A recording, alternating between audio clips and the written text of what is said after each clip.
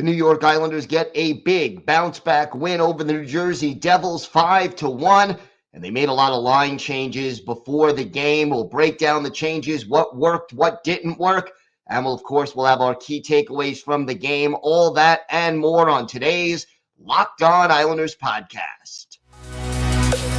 Your Locked On Islanders, your daily podcast on the New York Islanders. Part of the Locked On Podcast Network, your team every day.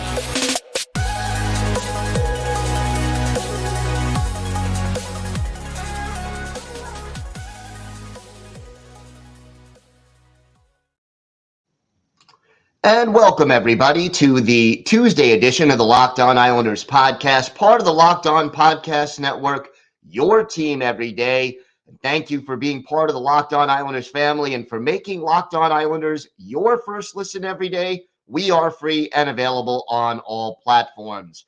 We have got a lot to discuss on today's show. A big win for the Isles over the New Jersey Devils. But first, if there's something Islanders related on your mind, if you have a question for us, a comment about something we've discussed, or maybe a topic you'd like us to talk about on a future episode, send us an email. The email address, lockedonislanders@gmail.com. And if you leave your first name and where you're from, we're happy to mention you on the show when we discuss whatever it is that's on your mind. You can also follow the show on Twitter at Locked On Isles, and you could follow me, Gil Martin, on Twitter at Ice Wars, NYR_VSNYI. We'll keep you up to date on all the latest Islanders news, notes, and happenings, and I am also live tweeting during nearly every Islanders home and road game, so make sure you join me for instant insight and analysis, and it's always great to talk a little Islanders hockey with fellow Isles fans, game time, or anytime, so please do reach out. Final score from UBS Arena, Islanders 5 and the Devils 1. And I'll say this. This was a very important win for the New York Islanders. Yeah, they needed the 2 points. And certainly the fact that the Florida Panthers lost in regulation to the Ottawa Senators gives the Islanders even more ammunition in the standings. And, right now, the race for the wild card, the Islanders are starting to get a little bit, not a lot, but a little bit of a cushion. And that certainly helps because there aren't a lot of games left, no matter how you slice it. Right now, the Islanders have a grand total of 7 games left.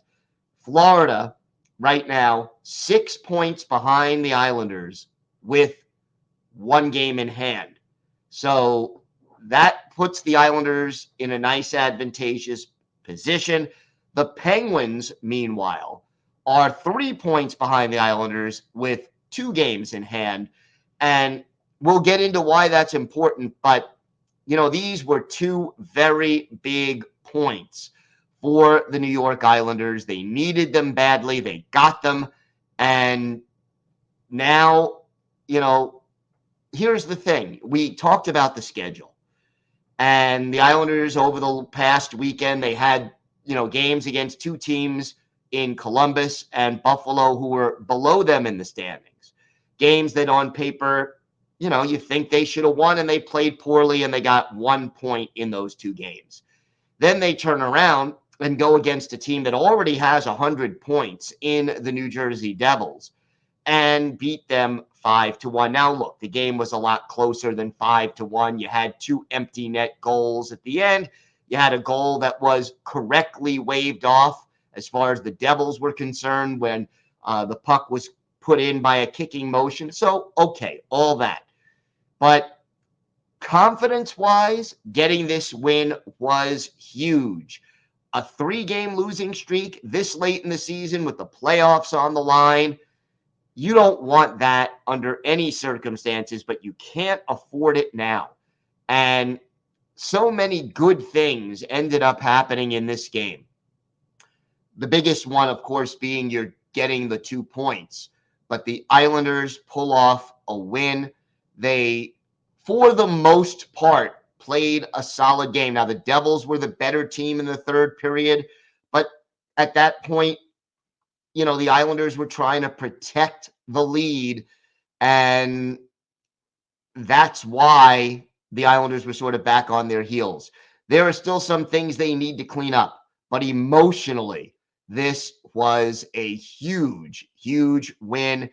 And there were some other important things going on as well. Now, before this game started, some lineup changes. The first one, Simon Holmstrom back in the lineup, Josh Bailey back in the press box.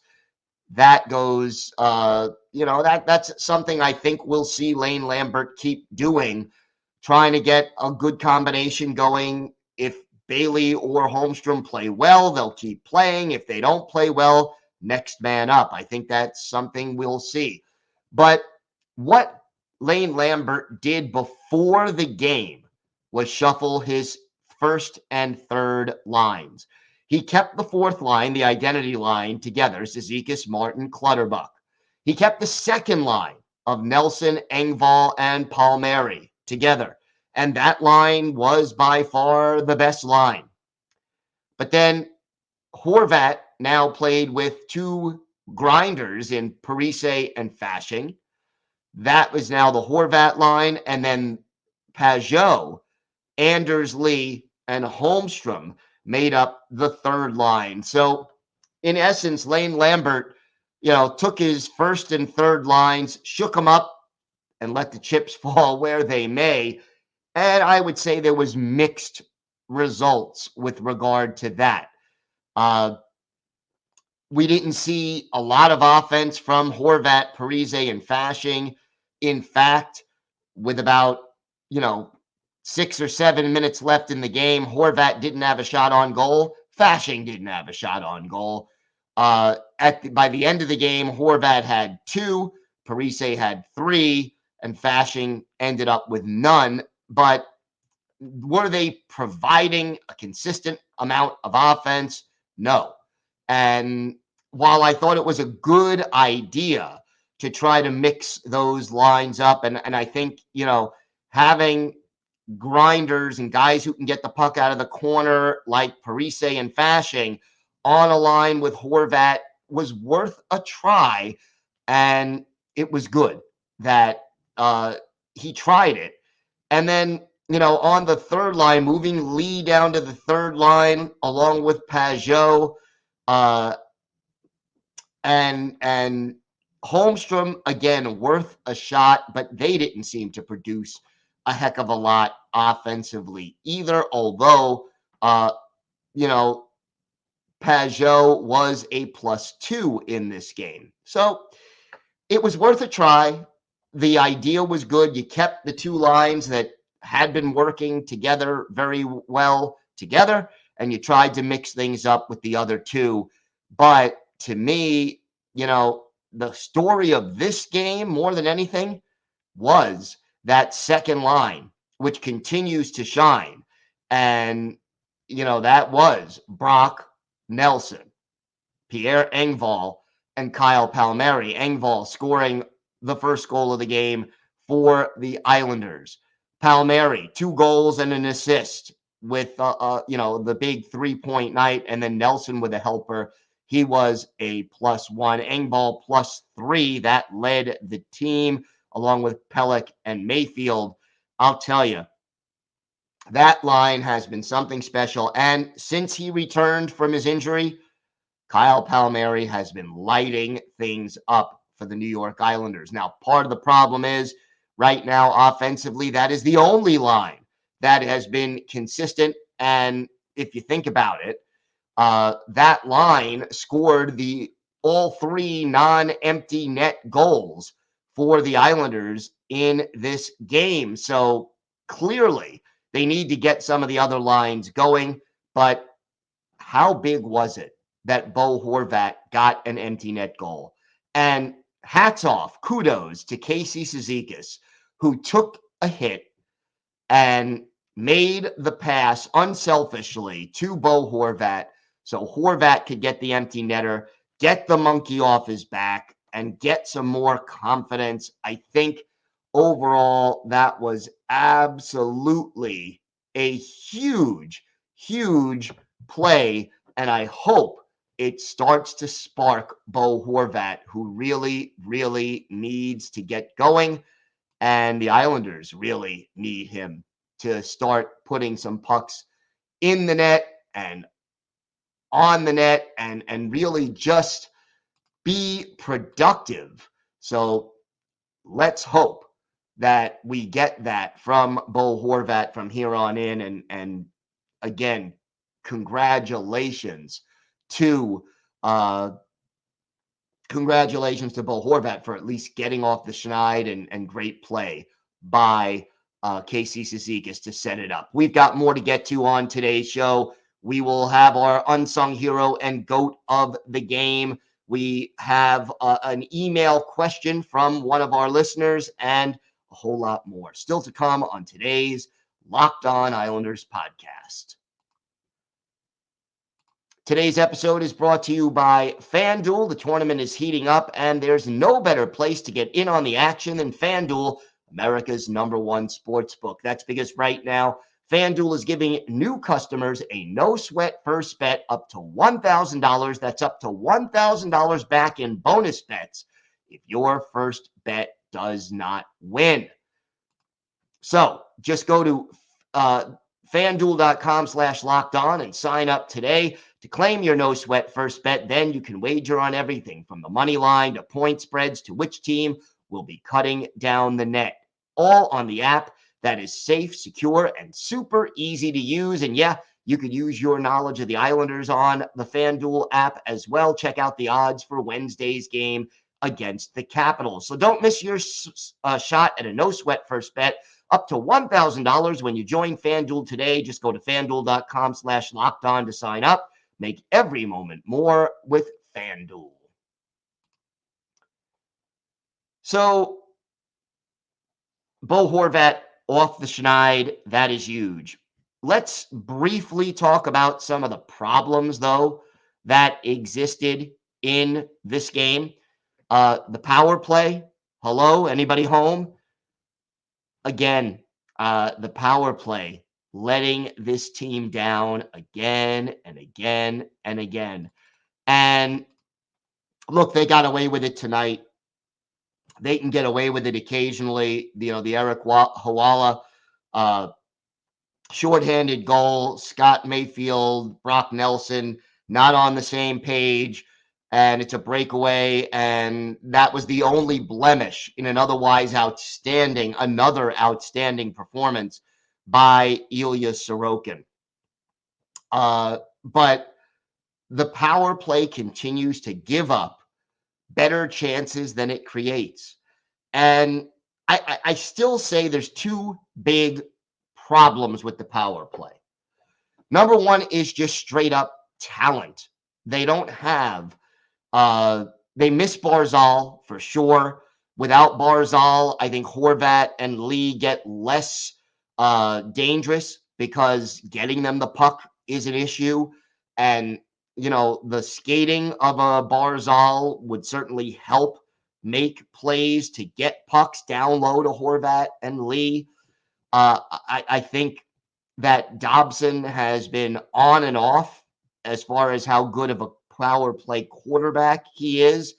But I think structurally, they're still not doing it right.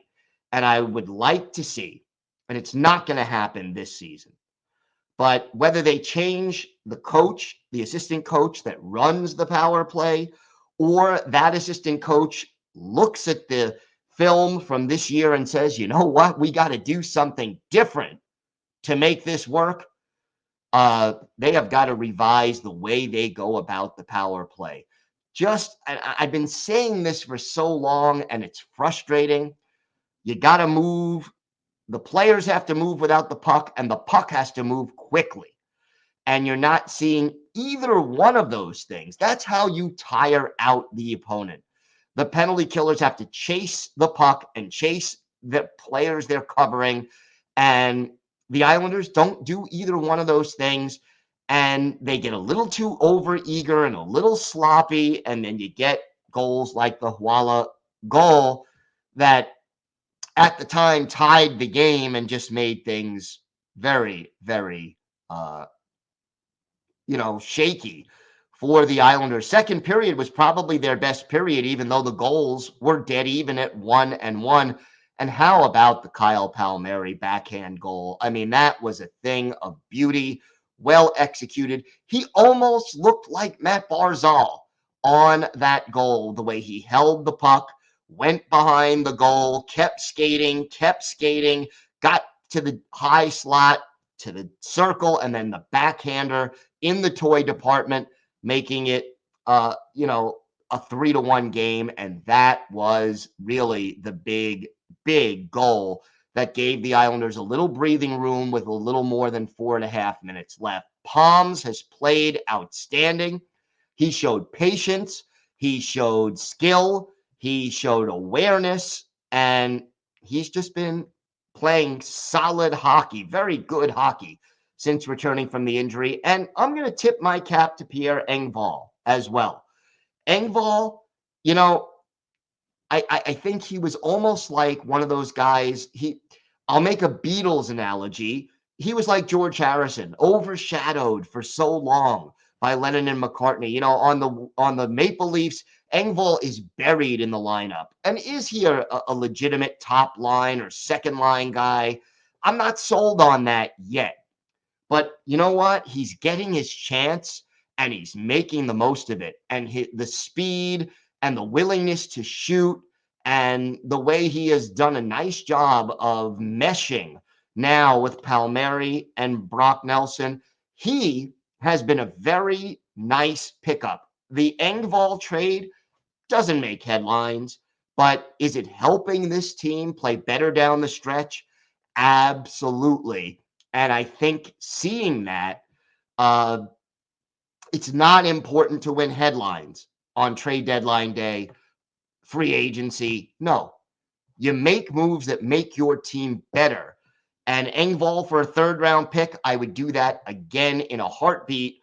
The question becomes, can the Islanders or will the Islanders try to sign him to a new contract at the end of the season, because he is, as of right now, a rental. So hopefully that changes.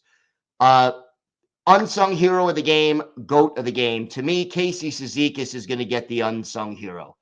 A lot of other possibilities could go with Engvall, but he scored the goal. But the way Zeker took that hit to set up Bo Horvat, to me, earned him the unsung hero of the game. It was, he had, in addition, 4 shots on goal. Palms had 7, by the way.